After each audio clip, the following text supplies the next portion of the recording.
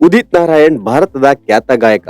ದಶಕಗಳಿಂದಲೂ ಭಾರತೀಯ ಚಿತ್ರರಂಗದ ಮೇರು ಗಾಯಕ ಎನಿಸಿಕೊಂಡಿದ್ದಾರೆ. ಆದ್ರೆ ಇತ್ತೀಚೆಗೆ ನಡೆದಿರುವ ಘಟನೆಯೊಂದು ಅವರ ಇಷ್ಟು ವರ್ಷದ ಗೌರವವನ್ನ ಮಣ್ಣುಪಾಲು ಮಾಡ್ತಿದೆ. ಉದಿತ್ ನಾರಾಯಣ್ ಅವರು ಇತ್ತೀಚೆಗಷ್ಟೇ ಲೈವ್ ಕಾನ್ಸರ್ಟ್ ಒಂದನ್ನ ನಡೆಸಿಕೊಟ್ಟಿದ್ರು. ಕಾನ್ಸರ್ಟ್ ವೇಳೆ ವೇದಿಕೆ ಬಳಿ ಇದ್ದ ಯುವತಿಯೊಬ್ಬಾಕೆ ಹಿರಿಯ ಗಾಯಕನೊಟ್ಟಿಗೆ ಸೆಲ್ಫಿ ತೆಗೆದುಕೊಳ್ಳಲು ಮುಂದಾದ್ರು. ಉದಿತ್ ನಾರಾಯಣ್ ಸಹ ವೇದಿಕೆ ಮೇಲೆ ಕುಳಿತುಕೊಂಡೇ ಅಭಿಮಾನಿಗೆ ಸೆಲ್ಫಿ ನೀಡಿದ್ರು. ಆದ್ರೆ ಆ ವೇಳೆ ಮಹಿಳಾ ಅಭಿಮಾನಿ ಉದಿತ್ ನಾರಾಯಣ್ ಅವರ ಕೆನ್ನೆಗೆ ಮುತ್ತು ಕೊಟ್ಲು. ಕೂಡಲೇ ಉದಿತ್ ನಾರಾಯಣ್ ಆ ಮಹಿಳಾ ಅಭಿಮಾನಿಯನ್ನ ಹಿಡಿದು ಎಳೆದುಕೊಂಡು ತುಟಿಗೆ ತುಟಿ ಒತ್ತಿ ಮುತ್ತು ಕೊಟ್ಟೇ ಬಿಟ್ರು.